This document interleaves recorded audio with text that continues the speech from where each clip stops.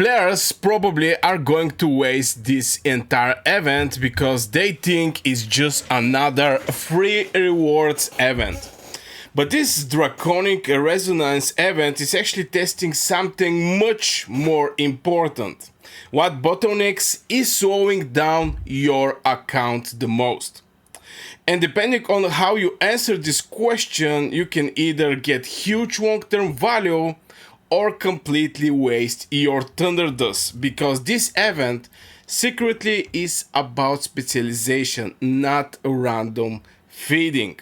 How's it going, guys? It's Burgas here and welcome to another Call of Dragons video. Today we're going to talk about the Draconic Resonance event in Call of Dragons, because honestly I think a lot of players are misunderstanding how this event actually works. And at first glance it looks simple: collect spoons, feed the dragon, get the reward. But when you actually read the wording carefully, there is a hidden optimization layer inside the event.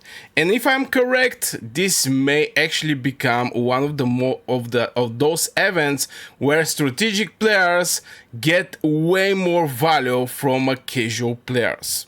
So in this video I'll explain how this event works, what each path actually gives, which option is probably best for free-to-play players, which option is best for account progression, and the biggest mistake I think players are about to make.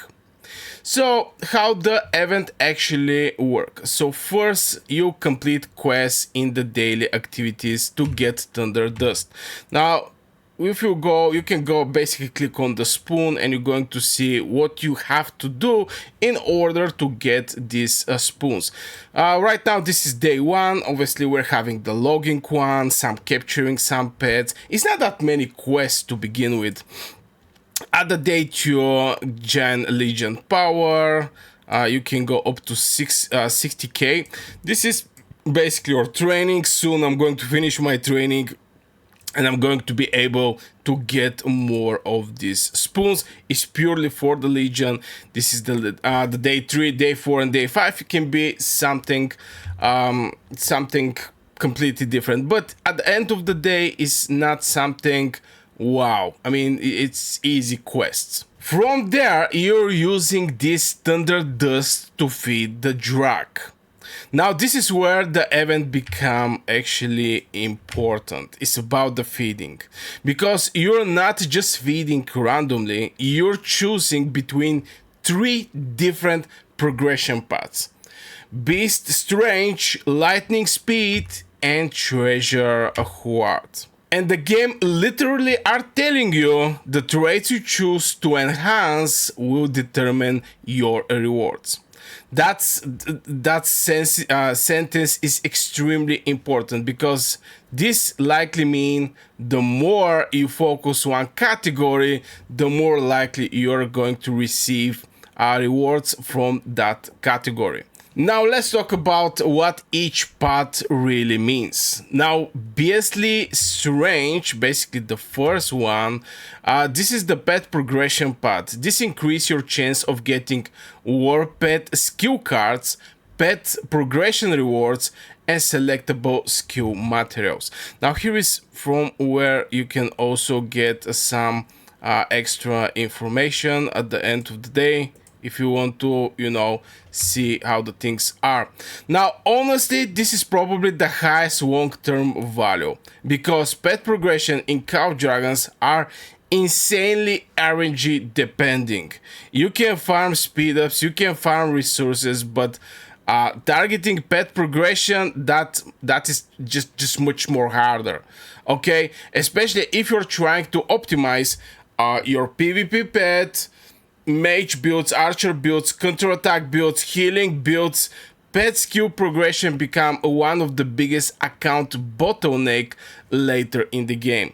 So this path look very strong. Now let's talk about the other one, and this is Lightning Speed. This is basically the speed up path. Now this may actually be the best option for players that are rushing for tier 5. preparing for war, trying to finish research, trying to finish troop training, especially in the preparation heavy season, because sometimes immediate progression matter more than long-term efficiency. And honestly, there are moments in Call of Dragons where speed ups are worth more than almost anything. So this is the light path you're right now seeing there. For example, tier 5 timing, season preparation, major technology breakpoints, migration preparation. This path is not bad at all, but I still think long term pet cards usually have more account value. From there, we're going to jump to the final one. This is going to be the treasure hoard. The final one. Now, this is the resource path, probably the weakest optional overall. Now, don't get me wrong, okay? Resource matter a lot in wars. Especially if your kingdom is fighting constantly, you're healing non-stop, you're a woe spender, your farms are struggling. But compared to the pet skill card, progression speed up, resources are usually easiest to get over time. So unless your account is constantly resource starved, this is probably not the best optimizational path. Now let's talk about the biggest mistakes players will make. Yes, and this is where I think most players are going to mess it up. I think many players will just feed randomly, split eventually, click all balls equally. But honestly, the wording of this event make it sound like focused feeding is probably the intended optimizational strategy. What I mean by that is just focus over one of those I don't know, cups, and use your spoons at this place for better optimization. I'm going to go with the pet cards because for me personally this is how to say it, the biggest bottleneck that currently I'm having in Call of Dragons. This tries has literally more feeding is not possible, so I can actually split it. Maybe I can go for the other progression. I don't know why it's limited, but yeah, based is strange. This is where I'm going to go. But still, from here, I'm just going to go with some lightning speed. Going there. Okay. We're going to do resonance. Targeting resonance rewards all food fed to your pet will be consumed and traits weight cannot be resetted. Okay, we're going to confirm with that. And we're going to get this one. And we get like 2 spells and 1 speed up. This is what we're looking at the end of the day for these traits that we're doing, or for this pet. And the most important thing is actually the pet skills. I really don't care about the resources at the end of the day. And again, I'm going to just jump over the Beastie Strange. Obviously, we cannot go, I forgot to say that, but we cannot go with a single one. It should be either Beast Strange combined with something. And I think Beast Strange combining with Lightning Speed is just going to give you the best outcome overall. Getting some speed ups, getting the pet cards that you can sell, and get some pet coins for free is absolutely crazy. So yeah, here I say is better go with one path, but at the end of the day we cannot actually do that. You know that not all rewards are equal. That's a very different wording at the end of the day. So if focused feeding increase reward odds significantly, better go with these 2 that I show you. Then random feeding could actually destroy event efficiency. If I go with Beastie Strange, I'm going with Lightning Speed and go with Treasure Hoard, and something like splitting my dust around them This is going to hurt because I'm going to get the most useless one, that is treasure hoard. On top of that, I don't care that much over 1-2 hour speed ups. I want to get pet cards. So the first thing I'm going to max is going to be the beast strange, and from there jumping over the lightning speed. And yeah, now let's talk about the resonance systems. Now another important thing, every 10 feet triggers are resonant reward. We saw that, and then the game say the more times you trigger a resonance, the better are going to be the rewards. So we just did it one time, but the more time you're triggering this thing, the more rewards you're going to get. Even from here right now, I'm going to be able to get this chest, 0-star town skill, custom chest, 1-0-star town skill card, and blah blah blah. And you can go further up to 1-star town skill that you can actually get, and this is basically from the resonance. I'm expecting also the moment I make a second feat, which again is going to be beastie strange with lightning speed, I'm expecting to get a better rewards from what I just get at this right now, when before a couple of minutes. Now, so now there is another scaling layer, meaning total feet counts matter, consistency matter, repeated resonance triggers matter. This is why saving resources correctly and maximizing event participation may actually become important, especially for players players buying packs. So yeah, you have to be extremely active in this event and not miss anything here, not miss everything. So yeah, there is like walk in 3 days. You cannot do anything about the walk in 3 days, but yeah, here comes the legion power. Try to get all of the spoons. It's like 2 spoons. Here we have different amount of spoons. It's like 4 spoons. Maybe this because it's the starting and that's why it's more spoons, but yeah, just keep going. Now, Master Dragon timer track. Now let's talk about the premium selection, because the Master Dragon timer track actually looks pretty interesting.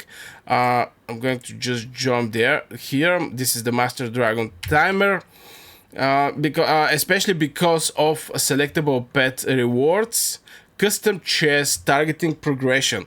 And let's jump over this chest we actually get. This is where is this chest? Should be somewhere here. Yeah, this is actually the chest. This is 0-star talent skill, custom chest. So the moment I use it, I can actually select whatever skill I like. It can be Fire Cage, North Wind, you know, all the 0 skill pet cards. And to be fair, I really hope the game make more events like this, because if we're farming, for example, when I make a 0 skill, when I capture a pet with 0 skill, I use regeneration till only 2 skills left. After this regeneration, I'm making the second skill that I don't want 1 star, which grab like 80 pet coins from me, till I extract a 1-0-star skill. So if we have more events like this, more chests like this, I think is going to be absolutely great for every player. On top of that, from the event, we actually have opportunity to grab even 1-star pet skill card, which is nice. Now I was not expecting we get like 2 stars. Imagine 3 stars. Now 3 stars is going to be crazy, but you can actually make 1 star if you unlock the second this thing here. If you unlock it for like 10 euro, you can get extra 5 of this chest. You're going to grab some gems and etc. This is boosters for the pet, and to be fair, for me the pet system is the most expensive system in Call of Dragons. What I mean by that is, yeah, people are just watching how you're getting your talent skill. You know, you capture pet, you get the talent skill for sure. It's like 100%, and you're extracting this talent skill. But in the process of the extracting, you're spending pet coins to level up a skill that you want to remove and grab the talent skill. And when you make a pet like 3-star, you may end up like position like mine. And what I mean by that is, for example, like this Seraphic Fire Drag. This is for my world there. I have it like 3-star, but I don't have pet coins to buy all the skills I'm actually needing for this pet. This means critical rate, critical damage, follow-up, all the best skills that I actually need. Intensive follow-up also, all these things. So yeah, we're spending a lot of coins just extracting the pet skill, and I'm so happy that we have opportunity to get a chest where we can actually select this 1-star. If you open the second one, it's basically 100% a 2-star pet because you have one star pet. And if you're looking to make one pet 2-star, by getting these chests, you can immediately make the pet like 2-star. You're going to grab the 1-star, you're going to put 4 1-stars. This is basically 2 stars when you finish. So Master Dragon Timer Pack is extremely valuable, especially for the spenders. And honestly, targeted progression is always dangerous in Call of Dragons monetization, because randomness is what actually slows progression down. The moment the game allows selection, targeting, optimization, the value usually increase drastically. That's why I'm saying right now, this chest, you can basically select whatever you're liking. So depending on pricing, this could actually become one of the better pet related spending events, especially for competitive PvP players. Now, what I think is the best choice for most players, I will probably recommend Beastie Strange. Yeah, maybe this is going to be my sum up, something like this. Beastie Strange, because pet progression is harder, targeting pet growing is rare, long-term value is stronger, and pet optimization affect PvP massively, especially later in the game. If you are rushing account progression, then maybe Lightning Spirit is going to be better for you, because just going to give you more speed ups at the end of the day. So yeah, I just wanted to make a little overview over this this event, and maybe clear all the uncertainty that people may have in a Draconic Resonance in Call of Dragons. It's completely new event, and yeah, I have to cover it like Dragon Abyss. So I really hope you guys enjoyed this video. Don't forget to leave one like to tip the video. Share your opinion in the comments below, where you start, where you're going, in which section. I wish you a great day, and see you in the next video.